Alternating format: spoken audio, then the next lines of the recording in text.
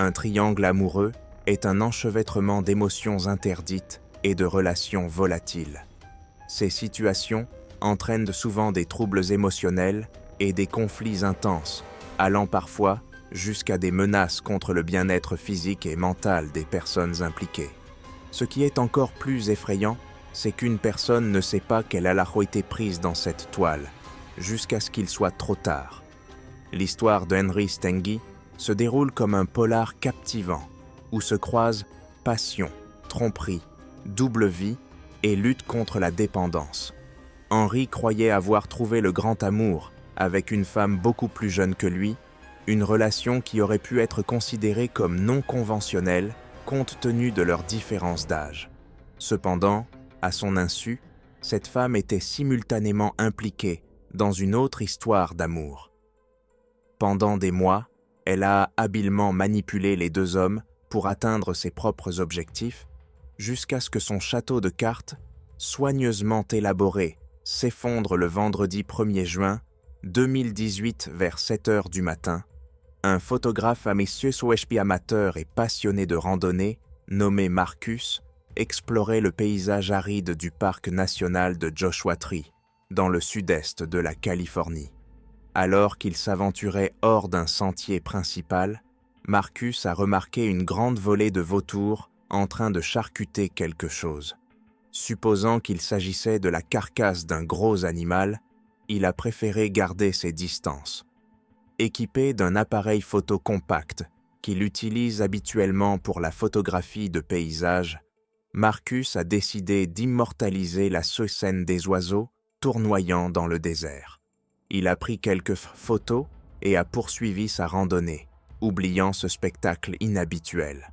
Le lendemain, Marcus a partagé les détails de sa randonnée avec sa femme, tout en transférant les photos de son appareil sur l'ordinateur de la maison.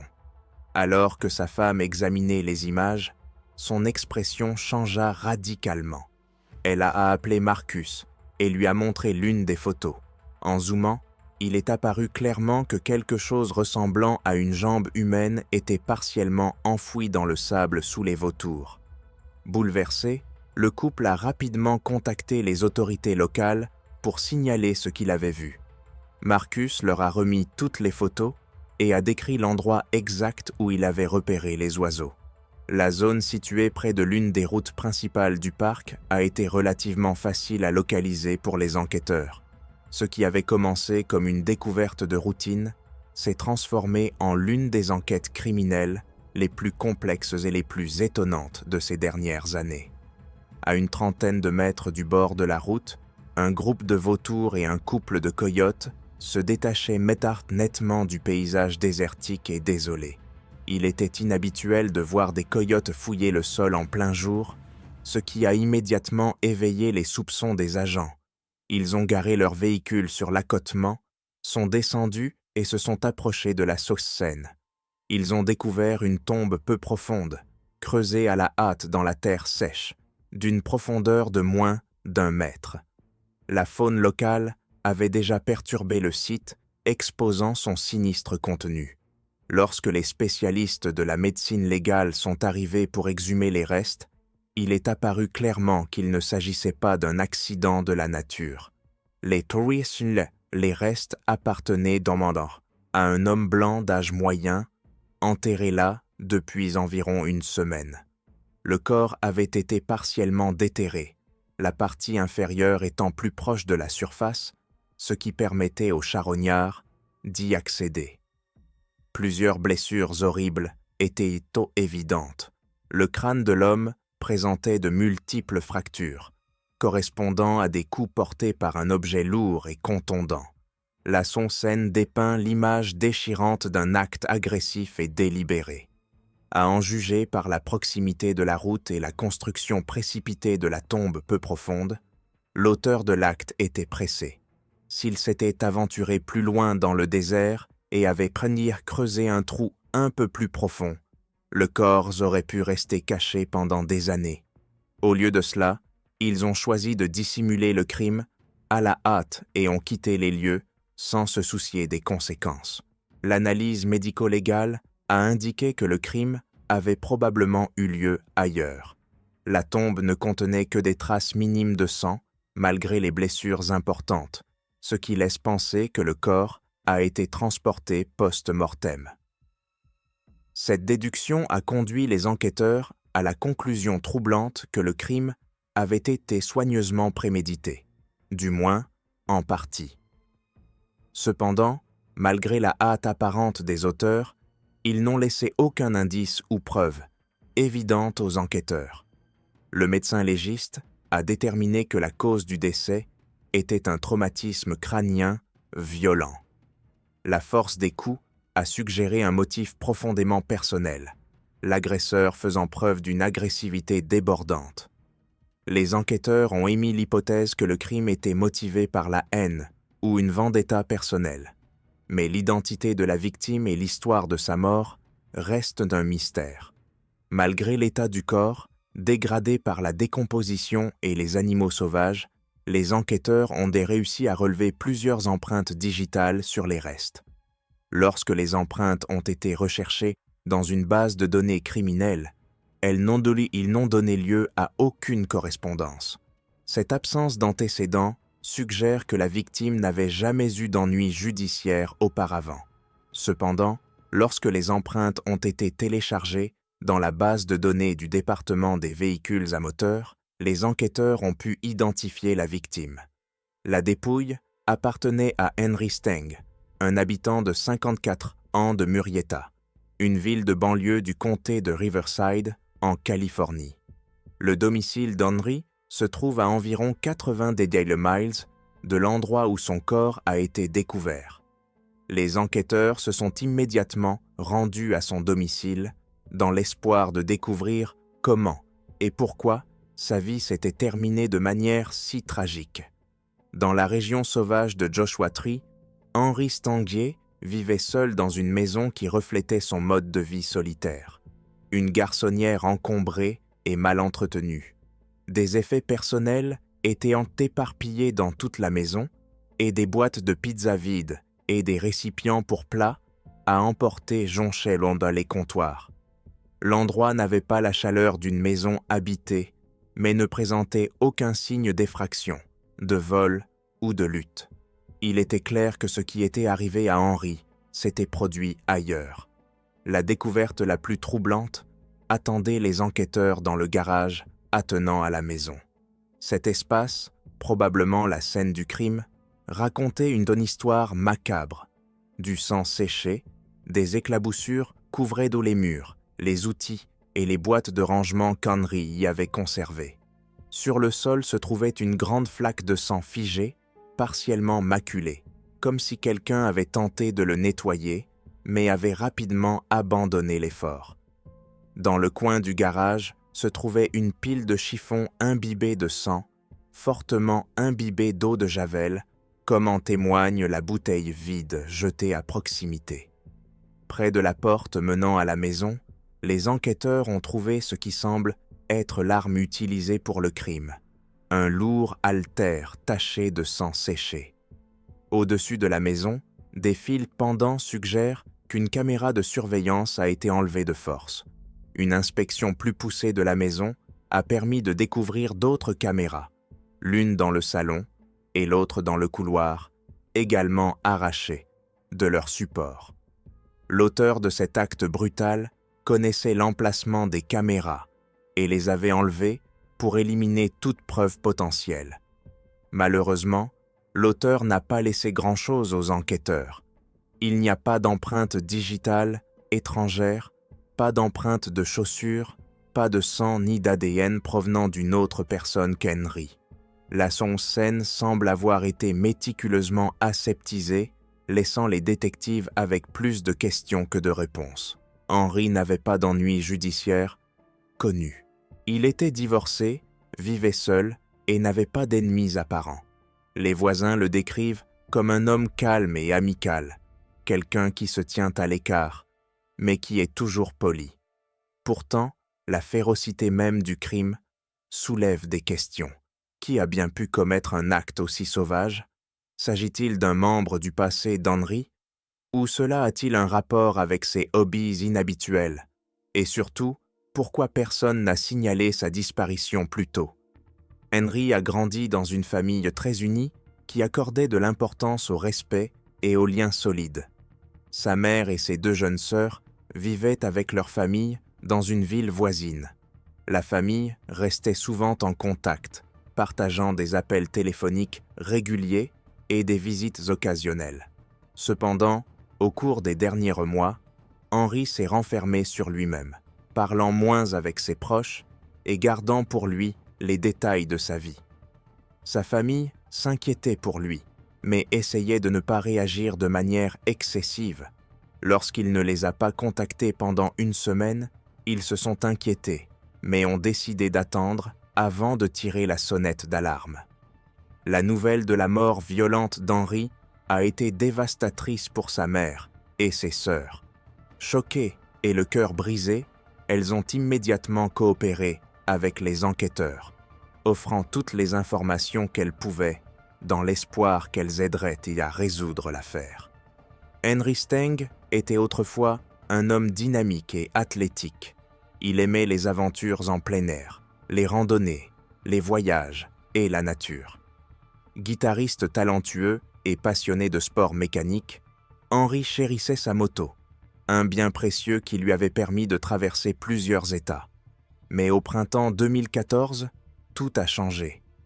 Un jour, alors qu'Henry s'apprêtait à partir en balade, sa moto a été percutée par une camionnette conduite par un chauffard en état d'ébriété. La collision a été dévastatrice. Le conducteur a traîné Henry sur près de 300 mètres avant de s'arrêter. Par miracle, Henry a survécu, mais ses blessures ont changé sa vie. L'accident a laissé Henry avec de graves dommages aux jambes, nécessitant plusieurs opérations chirurgicales majeures. Il a enduré des mois de rééducation exténuante pour retrouver la capacité de marcher. Cependant, la douleur physique persiste et les médicaments en vente libre n'apportent aucun soulagement. Les médecins lui ont prescrit des analgésiques puissants pour gérer son état, mais les médicaments ont rapidement entraîné une dépendance qui s'est transformée en une addiction débilitante. Au moment de l'accident, Henry était marié depuis plus de 10 ans et élevait 2 enfants avec sa femme. Au début, sa femme l'a soutenu alors qu'il luttait pour se rétablir et qu'il était de plus en plus dépendant des médicaments. Cependant, la tension s'est avérée trop forte. En 2016, elle a dû demander le divorce, emmener leurs enfants et déménager dans une ville voisine pour se rapprocher de sa famille. Malgré la séparation, elle a maintenu des relations cordiales avec Henry, lui permettant de rester impliquée dans la vie de leurs enfants. Après l'accident, les limitations physiques d'Henry l'ont contraint à abandonner nombre de ses anciens passe-temps. Au lieu de cela, il s'est tourné vers son amour de la technologie et de l'électronique. Il a passé une grande partie de son temps à bricoler des gadgets et des équipements, transformant une pièce de sa maison en un studio de radio entièrement équipé. À partir de là, Henry a lancé un podcast, utilisant la plateforme pour discuter de l'actualité et partager ses opinions souvent franches et non filtrées. Les émissions de Henry sont devenues une routine quotidienne.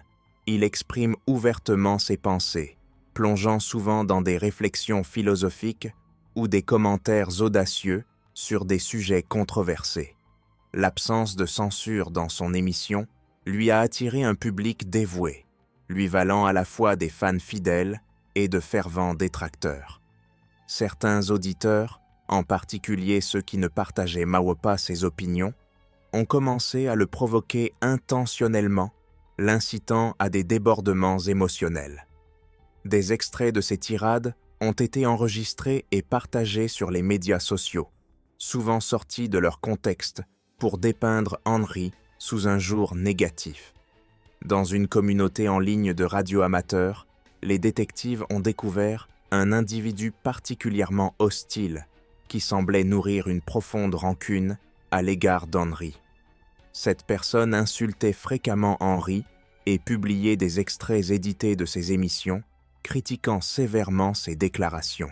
Fin janvier 2018, 4 mois seulement avant la tragédie, Henry Steng a vécu une épreuve terrifiante. Selon sa famille, quelqu'un s'est introduit chez lui au milieu de la nuit, alors qu'il dormait profondément. L'intrus est entré par une fenêtre et a attaqué Henry avec un marteau, lui assénant plusieurs coups à la tête. Rien n'a été volé.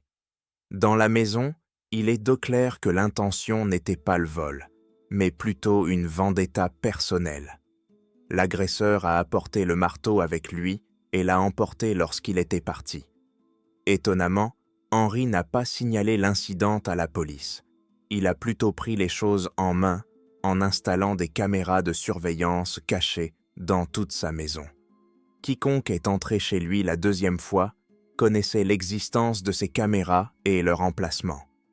Lorsque les enquêteurs ont reconstitué les derniers jours de Henry, ils ont découvert que sa dernière émission podcastée, connue, avait été diffusée dans la soirée du 24 décembre, jeudi 24 mai 2018.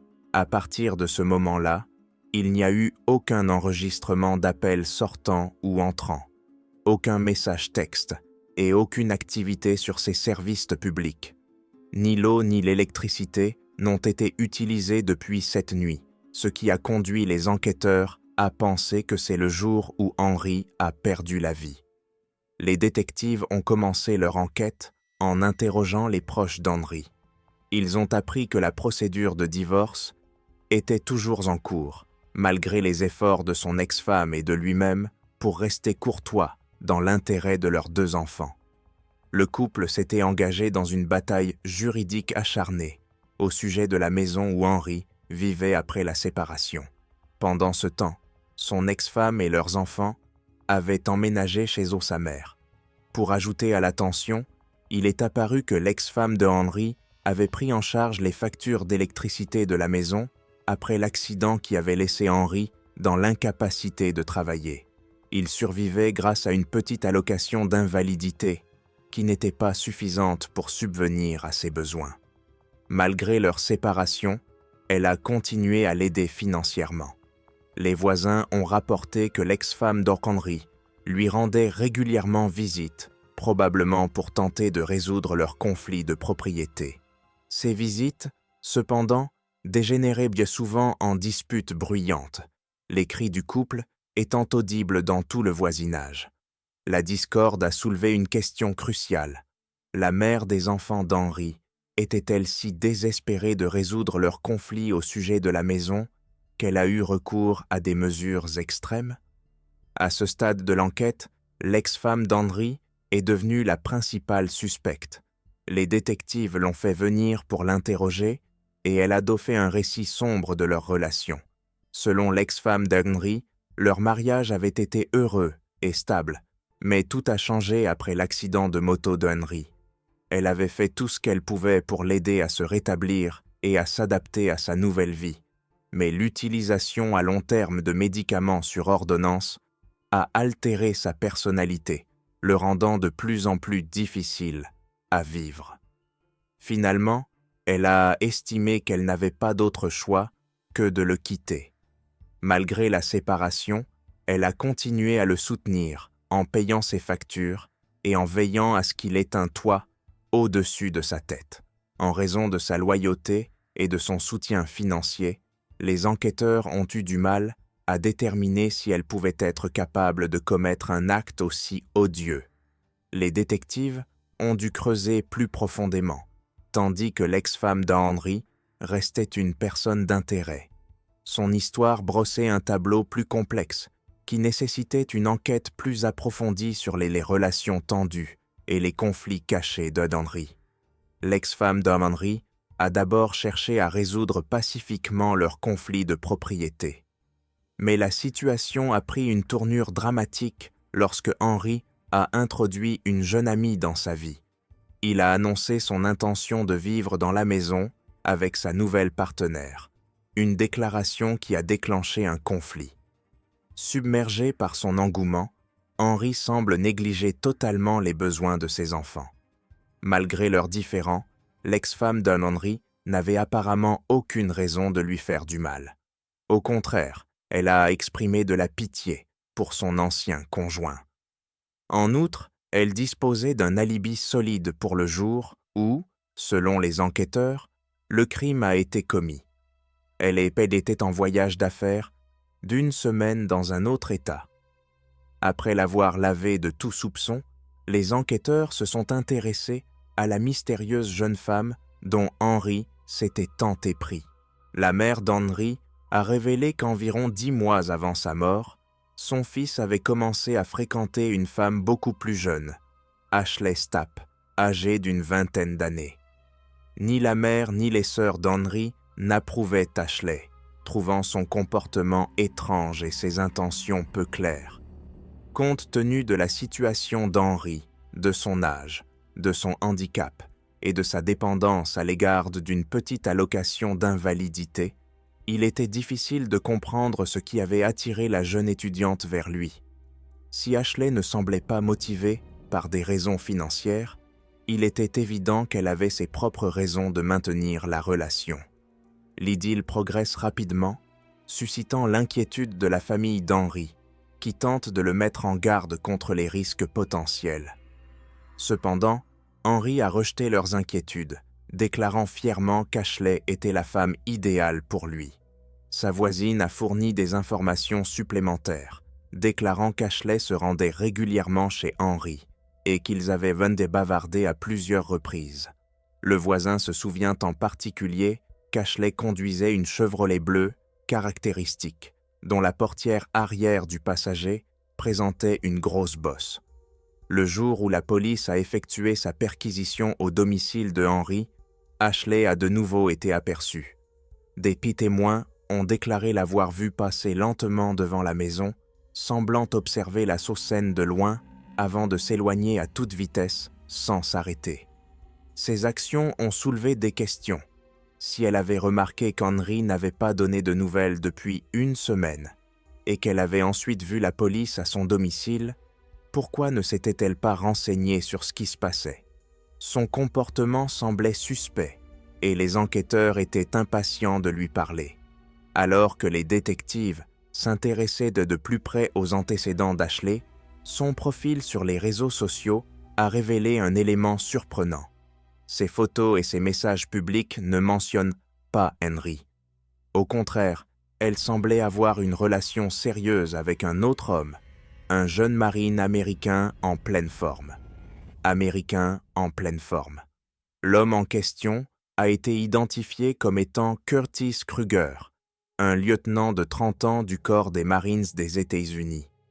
Des photos du couple les montraient enlacés et souriants, sans aucune indication de l'implication d'Ashley dans la relation avec Henry. Cette révélation a mis en évidence un enchevêtrement de secrets et de tromperies, soulevant des questions cruciales sur les véritables intentions d'Ashley et sur la dynamique de ses relations avec les deux hommes. Les enquêteurs devaient maintenant déterminer si les circonstances instables de ce triangle amoureux caché avaient conduit au crime violent qui a mis fin à la vie d'Henry. La carrière militaire de Curtis Kruger l'obligeait à se déplacer fréquemment et à passer la plupart de son temps sur la base, ce qui limitait les occasions de voir Ashley Stapp. Leur relation consistait principalement en des visites le week-end, et même celle-ci n'était pas garantie. Lorsqu'ils parvenaient à se rencontrer, ils sortaient souvent de la ville pour profiter de la compagnie de l'autre, en privé.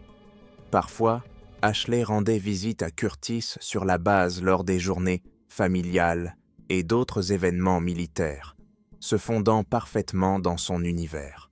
Le couple avait même commencé à planifier un mariage. Curtis disait souvent qu'Ashley était la femme de ses rêves, quelqu'un qu'il ne voulait jamais perdre. Cependant, des doutes subsistent dans son esprit. Il se confie à sa sœur sur les disparitions fréquentes d'Ashley, son refus de répondre à ses appels et son manque d'explication pour ses absences. Soupçonneux, Curtis a installé un logiciel de suivi sur le téléphone d'Ashley pour surveiller ses mouvements. Il ne tarde pas à découvrir la vérité. Curtis a confronté Ashley à une station-service près de la maison d'Henry Steng. Sous la pression, elle a admis où elle passait son temps et a même donné l'adresse à Curtis. Cependant, elle a nié avoir été infidèle, révélant plutôt un secret troublant. Ashley affirme qu'une blessure à la hanche subie des années plus tôt l'a rendue dépendante de puissants analgésiques. Elle a également expliqué qu'Henry, qui luttait lui aussi contre une dépendance similaire, avait essayé de réduire sa consommation. Cet effort l'avait laissé avec un surplus de médicaments qu'Ashley prenait pour elle-même. Elle affirme qu'Henry l'a forcé à lui fournir quelque chose en échange des médicaments et l'accuse de comportement abusif. Furieux de son histoire, Curtis a pris les choses en main. Armé d'un marteau, il est entré chez Henry par une froide nuit de janvier et l'a attaqué dans son sommeil. Curtis croit avoir tué Henry et avoue plus tard ses actes à sa sœur, qui deviendra un témoin clé. À l'insu de Curtis, Henry a survécu à l'agression et a refusé de signaler l'incident aux autorités. Henry a supposé que l'agression était liée à ses activités de podcasting. Il ne se doutait pas que sa petite amie et sa double vie étaient au cœur de l'agression. Curtis et Ashley étant les principaux suspects, les inspecteurs ont dû relever un défi. Ils ne disposaient même pas de preuves suffisantes pour procéder à une arrestation, et les deux suspects auraient pu invoquer leur droit de garder le silence et demander l'assistance d'un avocat, ce qui aurait pu faire échouer l'enquête. Pour surmonter cette difficulté, la police a mis au point un plan astucieux pour prendre les deux suspects au dépourvu, un piège qui allait finalement révéler la vérité. Tout d'abord, les autorités ont obtenu une ordonnance du tribunal pour surveiller les conversations téléphoniques de Curtis et d'Ashley. Les agents ont ensuite rendu visite au frère d'Ashley et lui ont montré une photo d'elle avec Henry, en lui demandant s'il reconnaissait quelqu'un sur l'image. Il a immédiatement identifié sa sœur, mais a dit qu'il ne connaissait pas l'homme à côté d'elle. Les agents expliquent qu'ils enquêtent sur un crime grave et qu'ils doivent établir l'identité de l'homme sur la photo. Ils ont demandé au frère d'envoyer la photo à Ashley et d'essayer d'en savoir plus. La réaction d'Ashley ne s'est pas fait attendre. Ashley a appelé son frère et a affirmé qu'elle n'avait aucune idée de l'identité de l'homme et qu'elle ne savait rien d'un crime. Peu après, Ashley a appelé Curtis, paniquée. Au cours de la conversation, elle explique que la police l'a reliée d'une manière ou d'une autre à l'enquête. Les deux suspects ont exprimé leur confusion quant à la manière dont cela s'était produit, persuadés qu'ils avaient brouillé les pistes en retirant les caméras et en cachant le corps dans le désert. Bien qu'ils aient évité d'utiliser un langage explicite sur le crime, leur discussion comprenait des détails spécifiques que seule une personne impliquée dans les événements aurait pu connaître. Curtis et Ashley ont été arrêtés le même jour et emmenés séparément au commissariat pour y être interrogés. Curtis a immédiatement refusé de parler et a demandé un avocat. Ashley, quant à elle, a été confrontée à l'enregistrement de sa conversation avec Curtis. Comprenant qu'elle ne pouvait pas nier son implication, elle a commencé à faire des aveux. Au départ, les déclarations d'Ashley étaient incohérentes et peu claires. Elle admet avoir été présente sur les lieux du crime la nuit de l'agression, mais affirme ne pas avoir vu l'agresseur. Selon son premier récit, quelqu'un s'était introduit dans la maison et Henry était allé enquêter, avant d'être pris en embuscade dans le garage. Lorsque les détectives ont révélé que les téléphones de Curtis et d'Ashley avaient même été tracés jusqu'au domicile d'Henry la nuit du crime, Ashley a changé d'avis. Elle a admis avoir eu une relation amoureuse avec les deux hommes pendant près de 10 mois. Lorsque Curtis a découvert sa relation avec Henry, il a décidé de le confronter. Ashley a avoué qu'après l'agression d'Henry par Curtis en janvier, qui l'avait grièvement blessé, il avait cru qu'Ashley se tiendrait à l'écart d'Henry.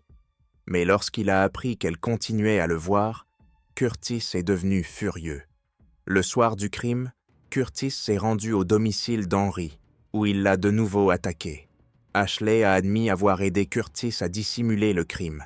Elle a révélé qu'elle lui avait montré où se trouvaient les caméras de surveillance d'Henry qu'elle l'avait aidé à les retirer et à cacher le corps d'Henry dans le désert. Enfin, Ashley a révélé l'emplacement du marteau que Curtis avait utilisé lors de la première attaque en janvier. Cette arme, une fois retrouvée, portait encore des traces de sang de Henry et les empreintes digitales de Curtis, ce qui a constitué un élément de preuve essentiel dans cette affaire. Le procès de Curtis Kruger et Ashley Stapp a débuté en août 2020. Curtis a continué à nier toute faute, affirmant qu'il défendait l'honneur de sa fiancée. Son avocat a soutenu qu'Ashley était la véritable instigatrice, menant une double vie et manipulant les deux hommes liés à son profit. La défense a également souligné qu'après le crime brutal, Ashley avait pris tous les médicaments d'Henry à son domicile pour son usage personnel. En septembre 2020, Curtis a été reconnu coupable d'agression sur Henry, de meurtre au second degré et de falsification de preuves. Il a été condamné à 18 ans de prison avec possibilité de libération conditionnelle au plus tôt en 2031. Ashley a accepté de plaider coupable en reconnaissant les accusations de falsification de preuves et d'obstruction à la justice. Ellie Boisseau, elle a été condamnée à 9 mois de prison, 2 ans de mise à l'épreuve et à suivre un traitement pour ses problèmes de dépendance. Ashley a été libérée après avoir purgé seulement 4 mois, mais elle a violé les conditions de sa probation et a été renvoyée en prison pour purger les 5 mois restants de sa peine. Ashley est libre depuis un certain temps maintenant, mais il n'y a pas d'informations fiables sur le lieu où elle se trouve actuellement.